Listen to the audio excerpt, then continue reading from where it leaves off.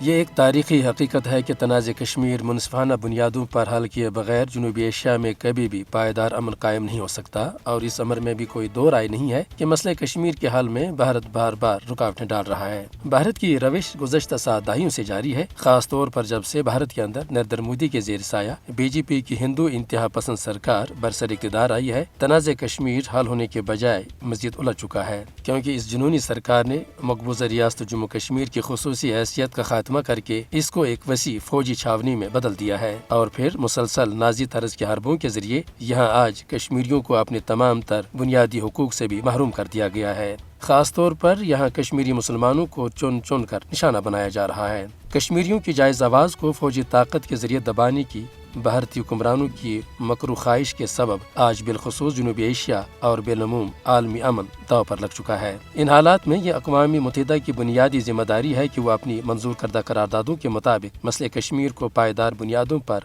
حل کرنے کے لیے اپنا جاندار کردار ادا کرے۔ عالمی برادری کو یہ سمجھنے کی ضرورت ہے کہ جنوبی ایشیا میں اس وقت تک پائیدار امن و سلامتی اور خوشحالی کا خواب نہیں دیکھا جا سکتا جب تک اس خطے میں تنازع کشمیر کا کوئی دیر پا حل تلاش نہیں کیا جاتا۔ بھارت پر بھی یہ واضح ہونا چاہیے کہ مقبوضہ علاقے میں اس کی ریاستی جبر اور دہشت گردی والی پالیسی کبھی بھی کامیاب نہیں ہوگی۔ تاریخ اس امر پر شاہد ہے کہ بندوقوں کے سہارے تادیر کسی قوم پر جبر کا راج برقرار رکھنا ممکن نہیں ہوتا، بلکہ اس کے سنگین نتائج پھر خود ظالم قوتوں کو بھی بھگتنا پڑتے ہیں۔